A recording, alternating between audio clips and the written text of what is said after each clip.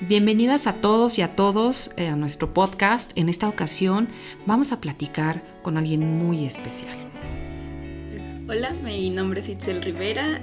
Estoy estudiando actualmente la maestría en Estudios México-Estados Unidos por parte de la UNAM y soy licenciada en Relaciones Internacionales por parte de la Universidad Autónoma de Baja California. Itzel, estoy muy contenta que por ocasiones y por ahora sí que designios del destino estés con nosotros, porque tienes siempre inquietudes interesantes, ¿no? Si no es por la geopolítica, son por las cuestiones de los actos violentos que suceden en distintas latitudes de nuestro planeta. Y estos días ha sucedido algo interesante que nos ha llamado la atención. Platícame, ¿cómo entender el conflicto que está sucediendo alrededor de Palestina? Muchos de los que nos están escuchando escuchan Palestina, o no Palestina, o son los buenos, o son los malos. Desde tu perspectiva, ¿cómo puedes visualizar ese conflicto? Pues es un tema muy difícil de explicar. Es un conflicto que lleva más de, en los medios actuales creo que piensan que todo empieza el 7 de octubre con el ataque de Hamas hacia la población de Israel. Sin embargo, esto viene desde la partición de los territorios palestinos cuando se crea el Estado de Israel y se sigue manteniendo a Palestina como un Estado no reconocido, y pues llevan años de conflictos y de propuestas por conseguir la paz, y de uno u otro lado nunca se ha aceptado, nunca se ha llegado a un consenso.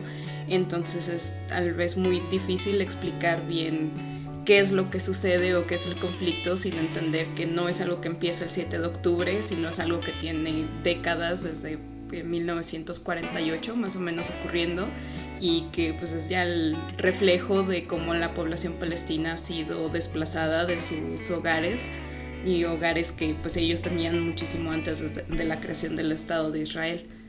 Y como internacionalista, ¿por qué crees que es importante que nos metamos en esa discusión, que nos enteremos, que quizá tomemos una postura o que lo platiquemos? Pues considero que desde un aspecto internacional tenemos en muchos estados reconocen la autodeterminación de los pueblos, y es algo que creo que a nivel internacional hemos olvidado, la determinación del pueblo palestino, escuchar lo que ellos quieren y no tanto, porque muchas veces se habla de que pues que se vayan a refugiar a otros estados, pero ellos tienen el derecho de tener un territorio.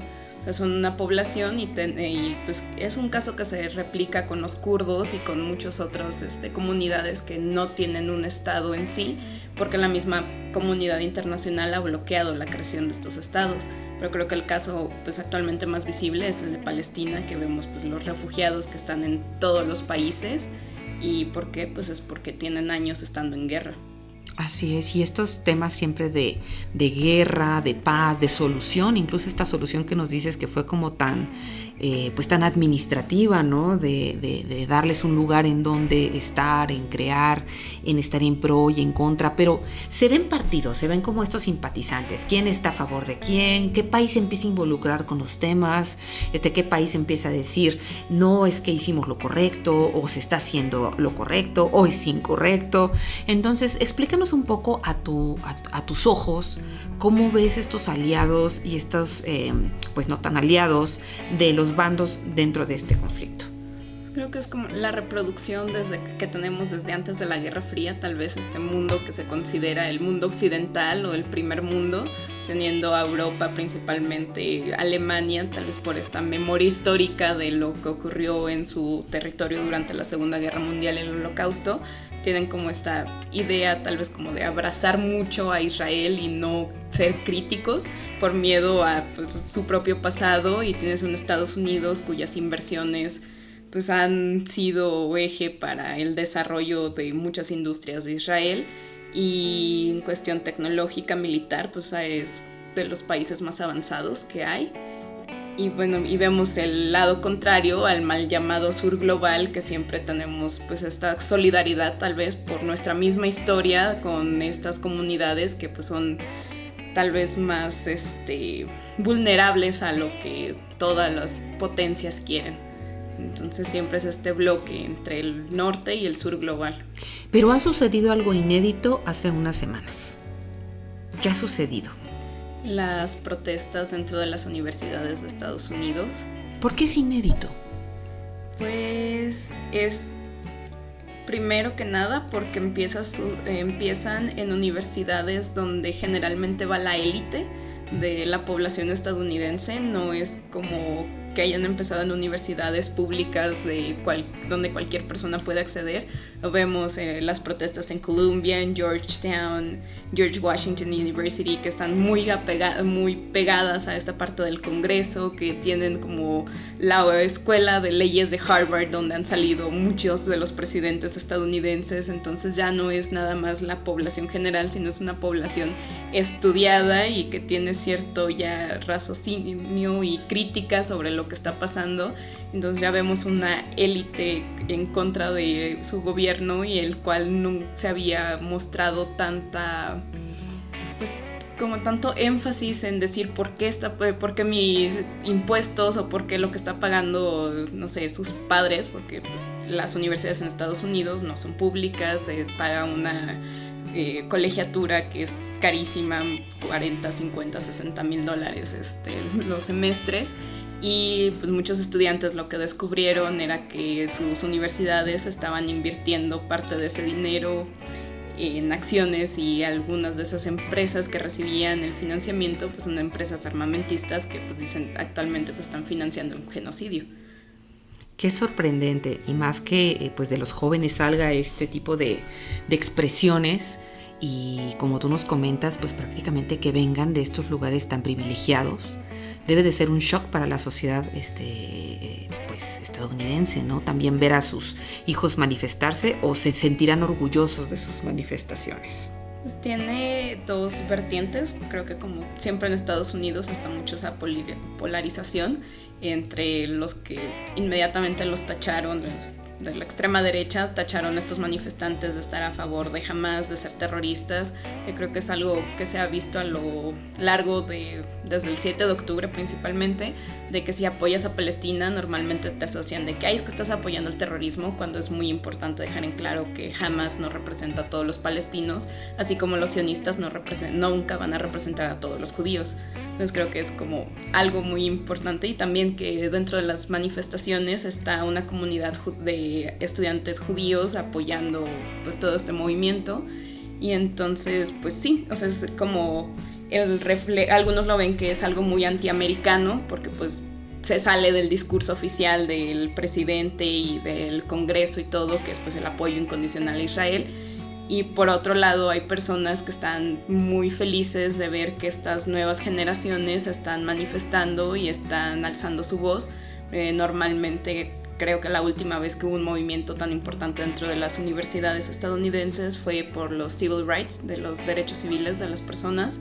Y entonces es como tenían años sin mostrar tanta voluntad de protestar en contra de sus propios gobiernos, y que están también pidiéndoles a sus universidades responsabilidad. Entonces tienen el BDS Movement, que es el movimiento para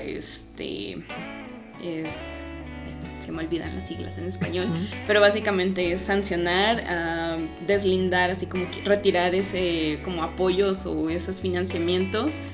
Y pues básicamente lo que están pidiendo en un principio una base es de que su gobierno deje de apoyar o que deje de financiar, porque Estados Unidos da cantidades millonarias de ayuda hacia Israel, y que pues también se vea ya ese pronunciamiento de las universidades a decir nosotros no queremos seguir participando en esto.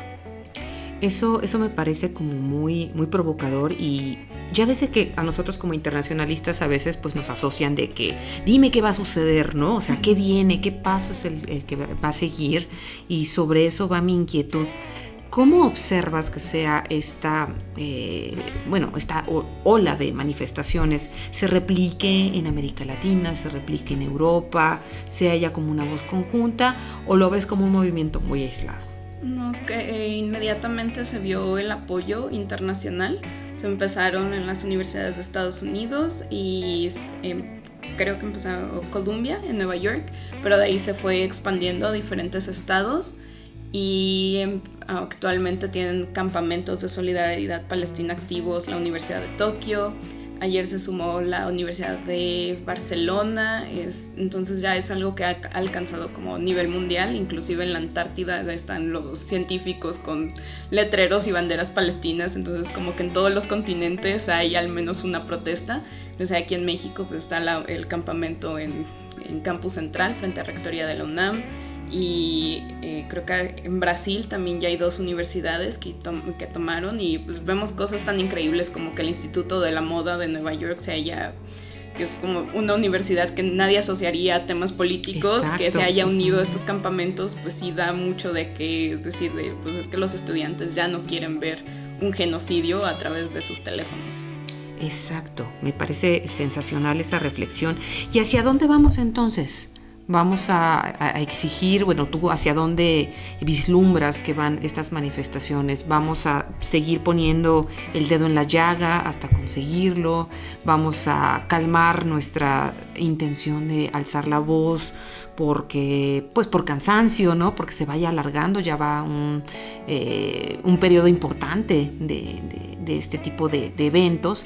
Entonces, ¿tú cómo ves? ¿Hacia dónde vamos? Pues creo que las manifestaciones, al menos en Estados Unidos, no se están deteniendo. O sea, a pesar de la represión que están sufriendo toda la comunidad universitaria, creo que entre más represión ha habido, más campamentos y más personas se unen. Entonces, pues ya va a depender del gobierno de Estados Unidos si quiere escuchar a su población, y más estando en año electoral. Creo que es algo muy importante de que siempre se vea al Partido Demócrata como un partido bueno, si es que puede aplicarse ese término, y a los republicanos se ve como estos que siempre están para entrar a la guerra, cuando creo que la realidad histórica, los republicanos siempre han sido los que terminan con las guerras.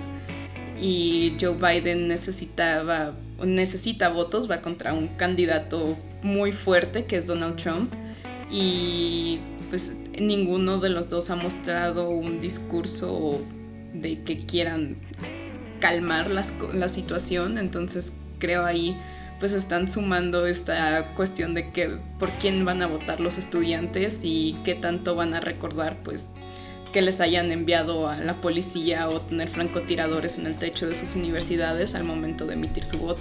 Eso, vamos a la represión, ¿no? Porque este proyecto bien se concentra como en estas manifestaciones de violencia, y tú como experta y como observadora de Estados Unidos, ¿qué nos podrías decir de estas represiones, de la naturaleza de estas represiones, de llegar tan al extremo? No sé, yo tengo en mi mente de repente pues la figura de los granaderos que están haciendo una valla, ¿no? Que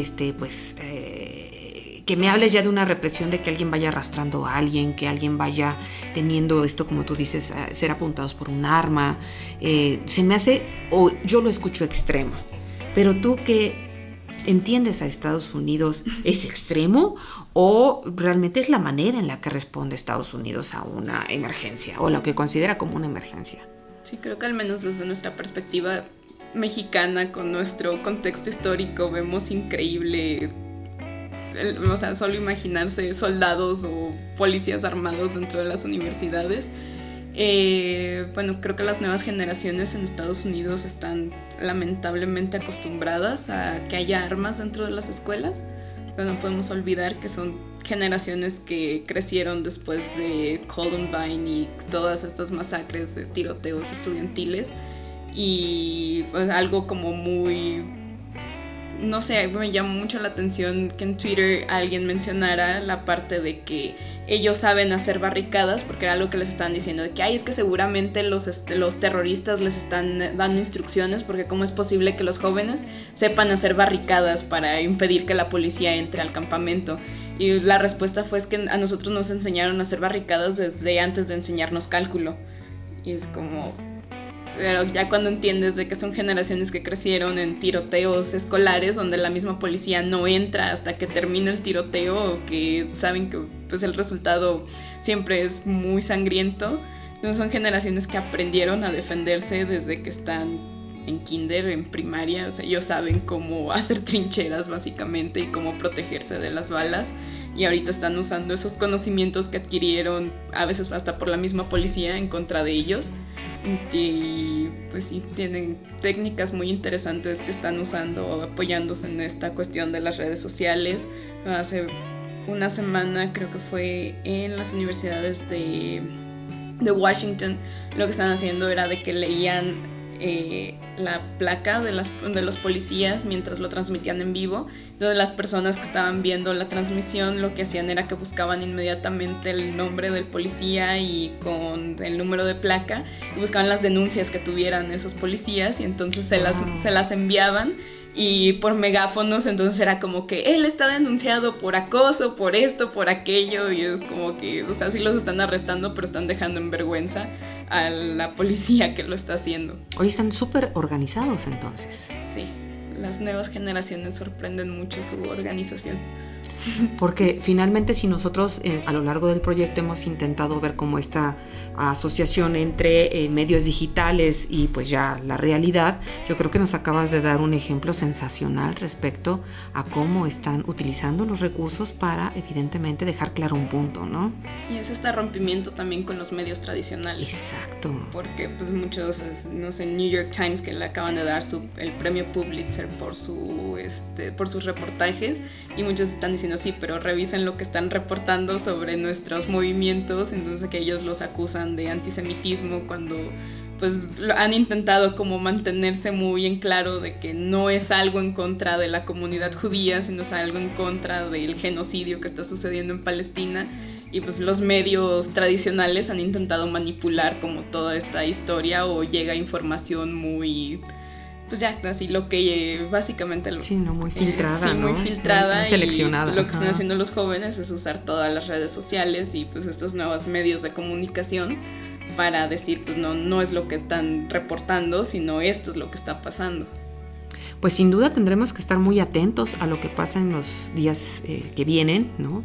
Y ver cómo pues a ver si logramos tener como una cierta voz más global al respecto. Ha habido mucha reserva, ¿no? Han habido también, como comentas, la información llega por partes, ¿no? Llega realmente pues muy, muy seleccionada.